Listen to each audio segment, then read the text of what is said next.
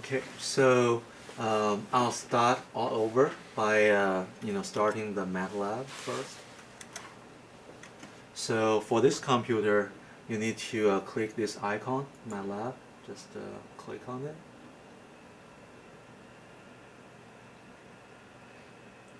Usually it takes a while for it to finish. And then let's also open the workflow file, which you need to check really constantly during the data processing. So just double click on this Word file. And let's just make it a little slower because later we'll need to see multiple windows on this screen. Okay, like this. I'll make it a little louder for you guys.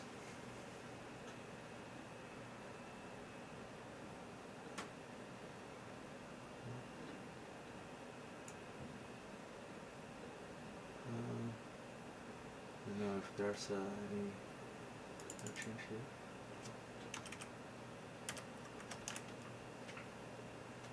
Should be good. Okay, good. All right.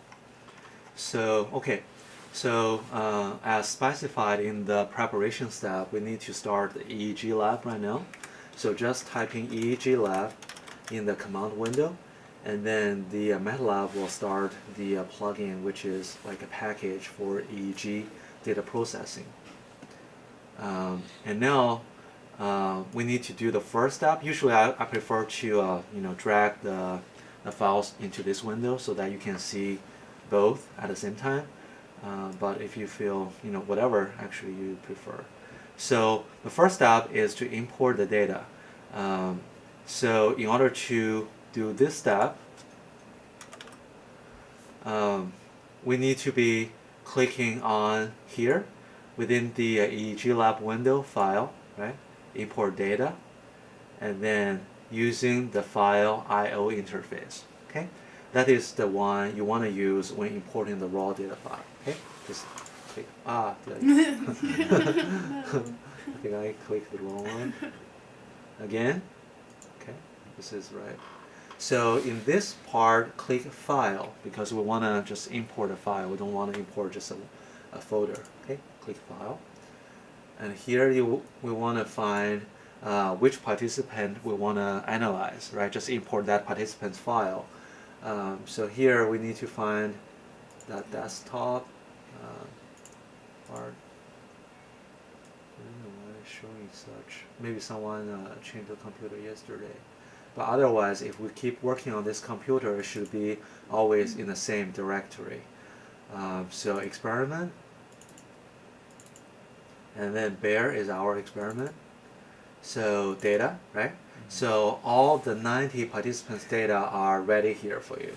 But right now, I'm thinking for you guys to start from the beginning of the whole sequence, and I will start from the back.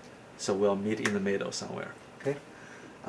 So you guys would be starting from. So let's just pick up one today as an example. So I'll do the 11th participant, whose ID is 66111. Okay, right? Remember, 6 is always the number starting, and then 11 is the number of their sequence, right? And then the last digit is about their condition, right? Assignment. So we'll start on the 66111.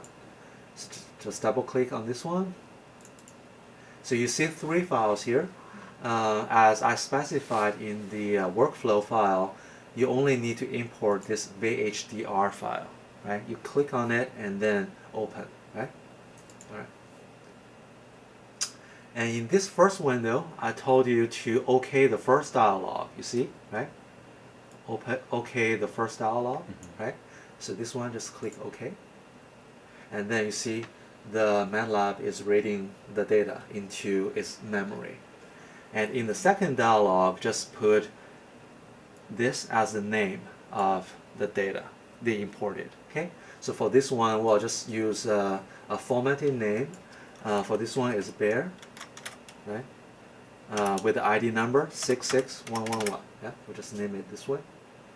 And here you see that, right? This window shows you data we imported, like all sort of parameters associated with this data set. But right now, you see the file name is still none. It means that although we imported the data, we haven't saved the data out to a local hard drive yet. So in order to do that, I told you to, like,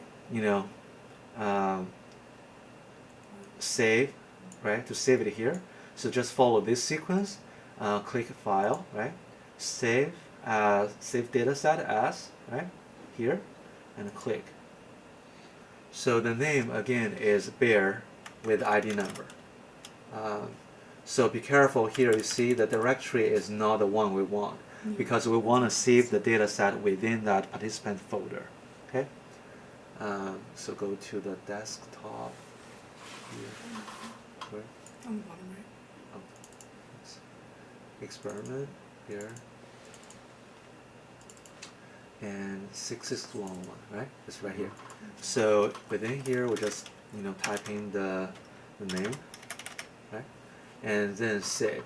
So before I do that, I want to show you that when we're saving the data, you see the file popping up within the window of the participant. Let me do it again. Okay.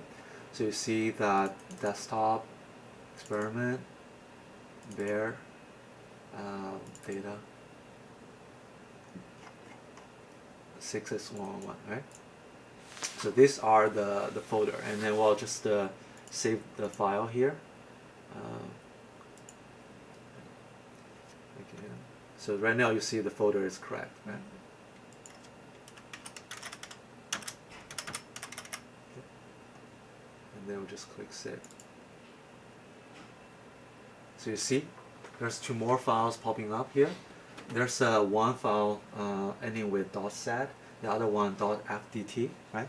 They're just some data files. Okay, so right now you see the file name getting updated, right? Previously it was none, but right now it's like bear, the name we wanted. Okay, so right here. Okay, so now we're done with the first step. It's easy, right? Just import the data and then save it. And now we need to pre-process the data file. Right now we are putting into the computer's memory. So the way we do it is by using this script, resample. I don't know how to pronounce it. So basically the idea here is that when we are importing the raw data, you see the sampling rate is 1,000, right? It means it's really quick. It's sampling the recording every millisecond. But we don't really need such a high resolution sampling rate. So because you see the data set size is pretty high. We don't need such a high resolution, basically. Like thinking in a movie, thinking the idea, gotcha. Movie idea.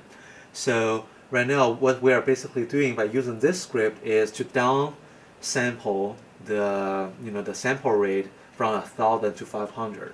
So now we are trying to transform the data by sample at every 2 milliseconds, right? So we don't need such high resolution. We just downplay the sample rate. So another thing it does is by removing all the breaks within our whole EEG recording, such as like when we are giving instruction as the experimenter, right? The participant is doing nothing, and therefore there's no event marker showing up on the recording, so the computer automatically examines the whole sequence and remove those breaks, so that we all have those targeted area, right, with event markers. Okay. So it's very simple to run it. You just need to update the ID number as I told you here. See, first find this file, the script file, which is this one, right? And then within the script, we must update the subject number, which is here, right? Subject number, right here. Okay. So for this participant, that's 6611. Okay. And then we just save. You can use Control and S to save. Without saving, you see, there would be usually an asterisk showing here, reminding you that the data hasn't been saved yet. But after you save, the asterisk disappears. Okay? So now we're ready to run. It's very easy. The way you run it, you can just press Control plus Enter. It's like a hotkey, right? Control plus Enter. And also you can, I believe, choose this. That was my way. And you can also like choose all and click Run, I believe, here. It asks you to change folder. So let's just do the Control plus Enter to run the script, okay? I think it's easier and it doesn't require you to do additional steps.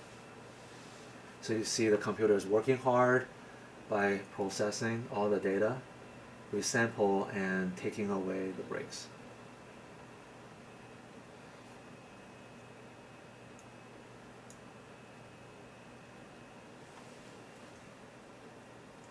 Okay, so this step is done, right? The next step is to create an event list and also bins and epochs. So event list is, basically telling the computer when they are seeing a specific event marker, what type of event that is. Like, is that event a stimulus? If it is, what kind of category, what kind of condition it is for. And also, is that event marker a response marker, right? Or a correct or incorrect marker. Remember, we have first, when a word appears, an event marker showing the kind of the word, right? Is that positive, negative, or related to the thought, right? Mm-hmm. And then 99 means the moment when the participant press a key. And then 100 or 101 showing whether the response is correct or not, right? So it's just telling the computer what is what. Okay. And the bins are you can understand it as just a bin where dropping the trash. So basically, after knowing what event is associated with event marker, it cut those event periods and drop it into different bins, so that we now categorize all the recording, right? So and then epoch is just, as I told you, making a period of interest before and after the appearance of the event marker. But this is all conceptual stuff.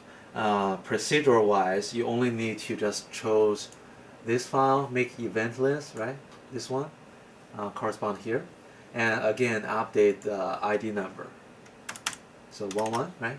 6 is 111, save, and then run it, right? Can you see it? Mm-hmm. Yeah. Okay, yeah. And run it. Okay, so you said to save it, it's Control S. Yeah, Control S, yeah. Control save and Control enter.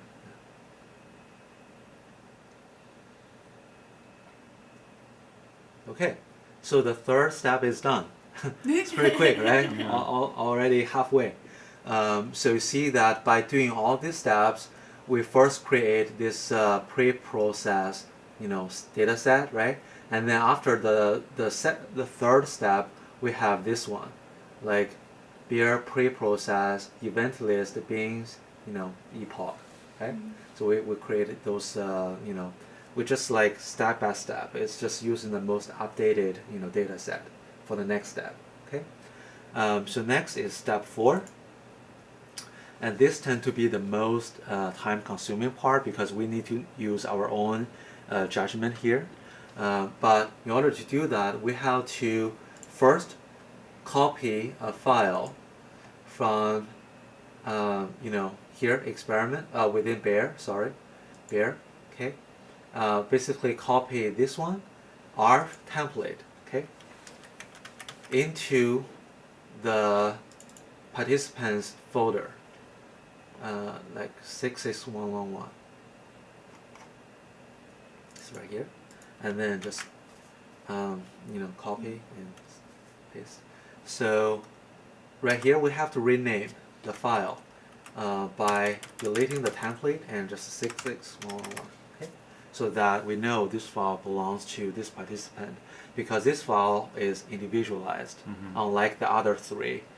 We can just update that here and just run. This one needs to be individualized. Okay, so we just enter, and then we just open the script here, So for here again, we have to update the ID number 111, right? Save, and then remember that when you are running the file for the first time, we need to kind of try and see how well the file is kind of helping us do the artifact rejection, because it's sort of like iterative process. Okay, so within the script, you see three part here. One part, second one, and third. So the first part is used for rejecting the eye blinks.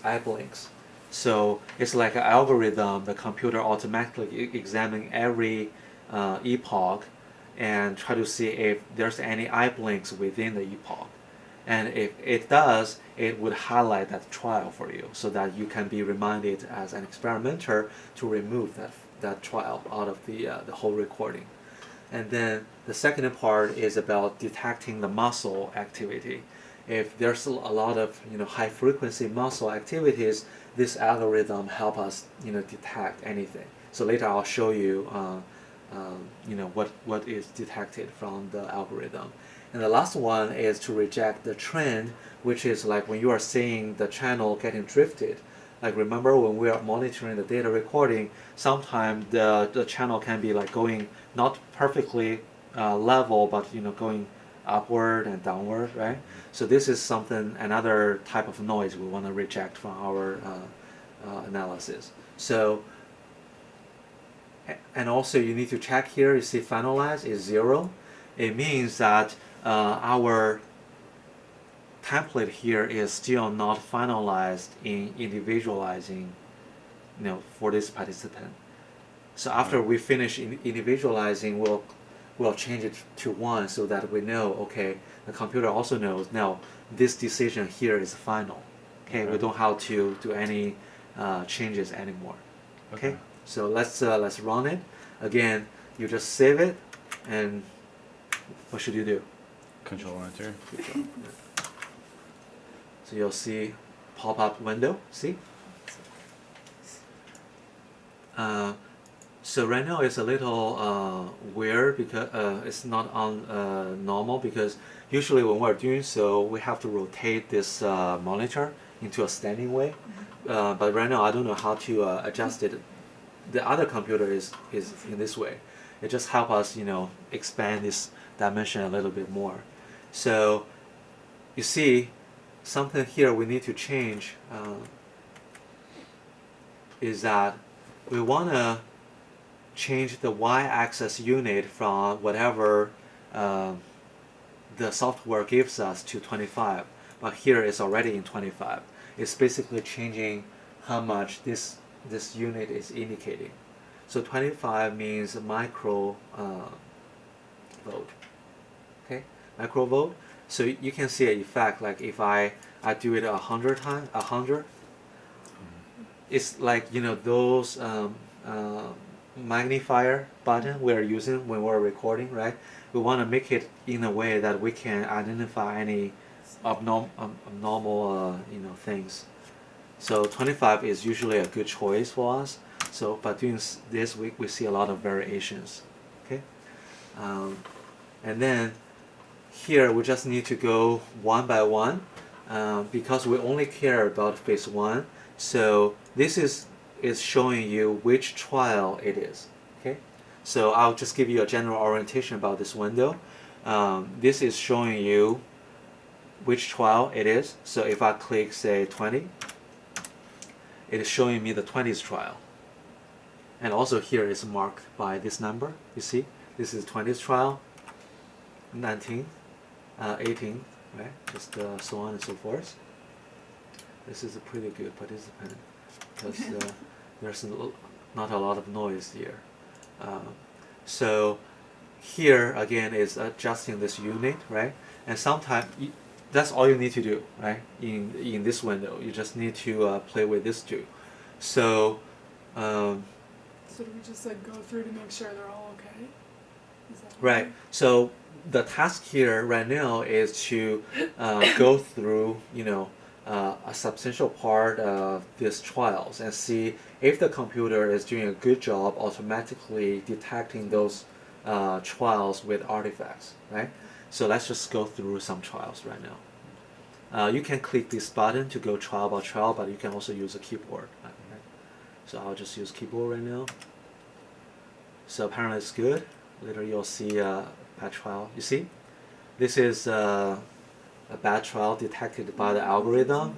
This is highlighted about which channel it is going wrong. So you see we have 64 channels, but here is listing 63 because one of the channel is used as a reference, right? So we don't use that one and plot it.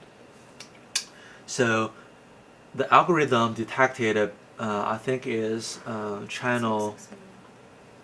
I'm not sure actually. Let me just make this smaller. I think it's HEOG, which is horizontal eye one, right? Horizontal eye recording. Is showing some. It's actually not too bad, but the algorithm is reminding us that this trial could potentially be noisy. So right now we can just take some notes. You have some notebook here. Maybe just take a note about which trial it is. It's trial 4, right? So we'll just keep going and see more trials. So yeah, this is a really good participant. You didn't see much noise really. And so are the B, that's like the words that they were shown, like under what category? Yeah, this is exactly right. This is the bin, right? You see? Bin 1, which is corresponding to R2. R is event marker 2, which is a thought relevant word for us. And you see here also that this is a whole epoch. That's what I'm telling you, right? So this is getting 200 milliseconds before the stimulus showing until 650 milliseconds after the stimulus. That's a whole epoch for us. We care about only this, right? We don't care about more because our trial is about 5 seconds per trial, but we don't care about the rest, okay? And then this is a moment of the response. You see 99, right? That's the event marker. 21st trial. It's a really good participant. But something you can see that for this participant, electrode I think is 50. Let me do it a little smaller. Yeah, 50 is more noisy compared to others, right? If you want to, reject some of the noisy trials with 50, the trial 50, you can adjust the script here. Remember, I was telling you the first part is trying to detect any blinks, eye movement, and the second part is detecting the muscle movement. But this person seems to me is not even really muscular.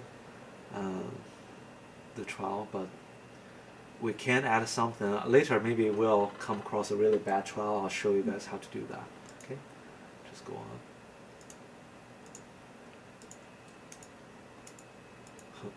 It's a really good participant. But we're looking for the red highlighted. Yeah. Okay. Well, Just to make sure like it has both of them. basically we're just as human being, we are trying to help the computer rectify any of his wrong judgment, right? Because the computer's algorithm is just an algorithm, just follows the orders. But we'll need to help them make sure that the judgment they're making are good, okay? By just manually checking. But I didn't really see many bad trials. It's almost perfect. Oh, like this one, maybe a little drifting, but it's pretty So fine. good. Yeah. Right there, go back. Which one? Am I seeing things? Never mind. Okay. Oh, good. This is a good one. Okay. So this one, what do you guys think? They probably like stretched or something. This is a blink. Yes, that's Okay, right. this Oh, is it the is. blink. So you see this is popping up. This is coming down, right? It will show probably better. They went that whole time without Blinking. blinking during. I mean, they probably blinked before and after, but See, So the horizontal eye, the vertical eye is going down and others are going up. So you see how this blink affect other channel recordings, right? That's the reason we want to reject this trial, because this is the noise. This is not coming from their their brains, but coming from their muscle around the eyes, right? So we want to reject. So the computer is doing a really good job, helping us specify this problematic trial, right? So that's a good decision, right? It's confirming that right now the script here are good. Okay, we'll just keep going. Oh, so it, like identifies which trials Mm-hmm. like have noise. So you see, HEOG was colored, and also Yeah. 35 is colored, right? So 35 is a channel number. So we put this channel for examination, right? We put a threshold about like how much peaking it shows in order to color it and highlight the whole trial, right? And 62 is for HEOG. The channel number for HEOG is 62. The reason is a little confusing here, because that's the reason I put this graph for you guys here. Okay. So here is the label of the channel, okay? And these are the real channel, okay? The difference start to appear, from the first one to 52, they are all identical, meaning that, say, 18th trial correspond to 18th, right here. But starting from 53, you see there's no 53 here, right? Because 53 is used as a reference, and therefore there's no information we're trying to use from this channel. And then the label would start 53 from here. This would be 53 for the labeling, but I don't know, for some reason it's not showing. But anyway, so this is 53, 54, 5, 6, 7, 8, 9, 60. And VUG is the channel 61. You see here? Because 61 is a label, it actually is 60.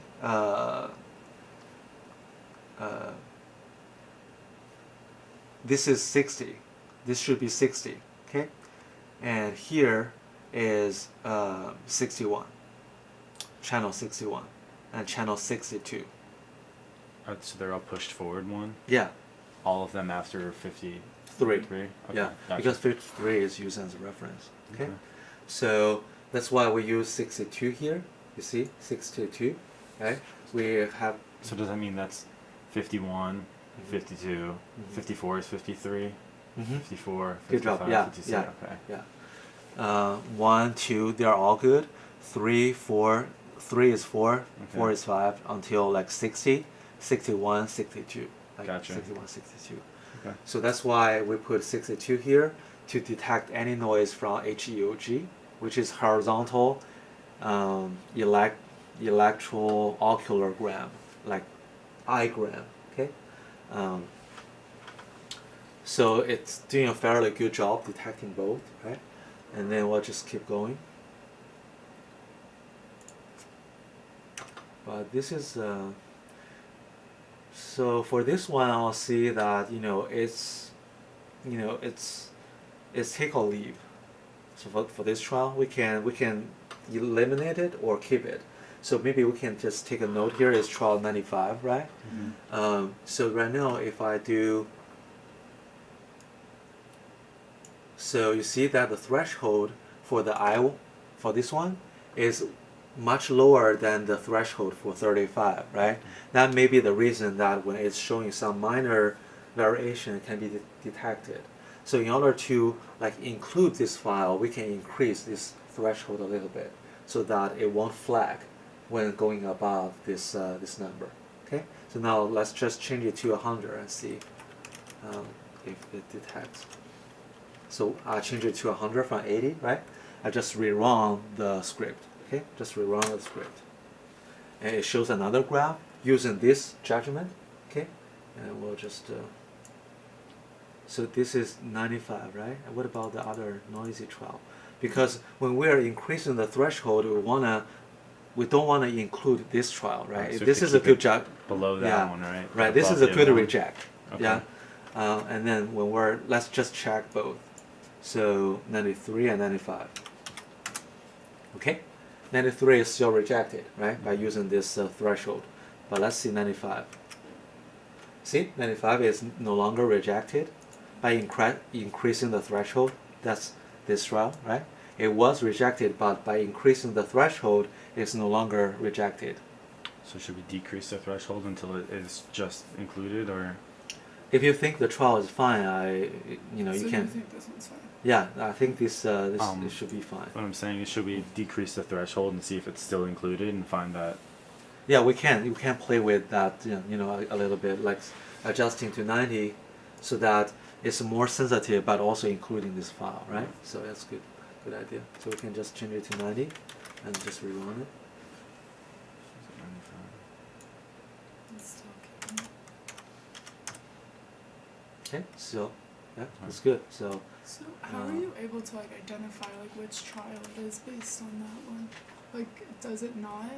it doesn't No, you identify kinda the have to trial just, like, number. guess it. It's just like a uniform threshold used by the computer in flagging any trials. So you have just to play by your judgment here. To be like, oh, that one's like. Right, it's trial. like to just think about in a way that when you are making judgment, you can, like I was telling you guys, like making false positive, like false negative, right? And also true positive, true negative, right? Making those kind of judgment. You have to really play with that so that the signal is getting maximized compared to the noise. So this is noise we want to eliminate, but we want to keep the rest. Seems to be a good trials. So I just keep going. Okay, so this trial is getting rejected. Well, it looks fine, doesn't look too bad. So maybe we want to just increase that a little bit more, so that just make sure that trial 93 is not included, right? That's blank trial is not this is 93. Okay. 96.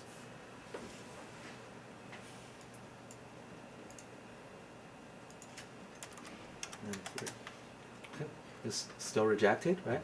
And let's see 96. It's still rejected. So sometimes you can play with other channels, so that if you feel like just this channel is perfectly fine in detecting blinks like this, we can just take away this line so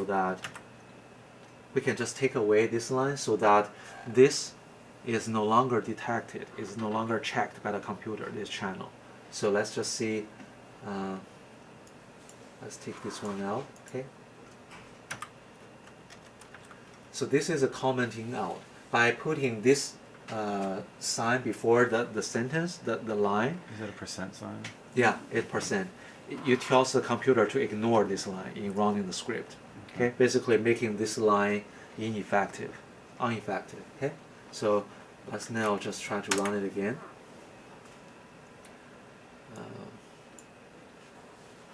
Go to 93 first, Yeah, right? 93. Yeah. So you see, 93 is still flagged by using channel 35, but it's no longer flagged by HEOG because we delete this line. Okay. We don't require the computer to detect any HEOG channel anymore, right? So it's just still doing a good job, but keeping all the rest trials because we didn't have the computer check this channel. Okay. So far I see it's good, right? Those trials are included.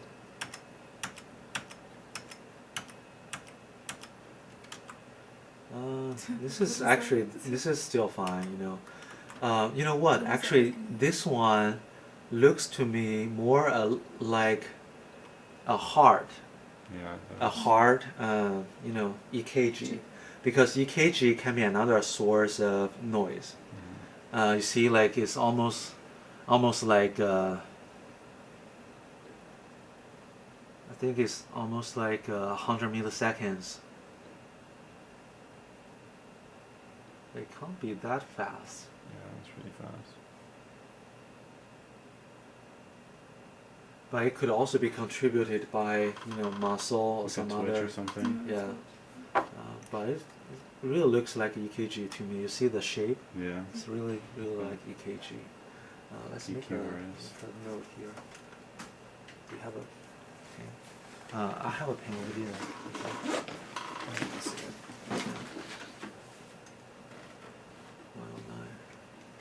109. I'll just check with others later. Okay, let's go on. But this participant overall is perfect actually. You don't have always such a good participant. So you see this one is another good reject. You see here? They If blinked we at the don't, very end. yeah, it probably result from the blink, right? If we don't reject this trial, it will be included as a brain activity at the end around this period. We don't want that, right? So that's good reject. Very good.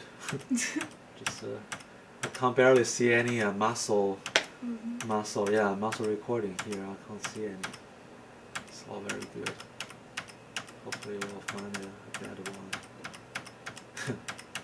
For such a participant, it's really quick. You see, you just change it and make sure you go from the first one to 256, because we have in total 300 some trials. So we don't need to go that long.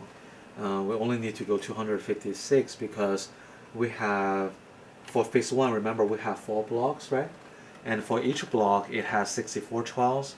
By 4 is 256. Okay, that's how far we need to go. Okay. Yeah, I can't really see much. Here might be something. So you see right now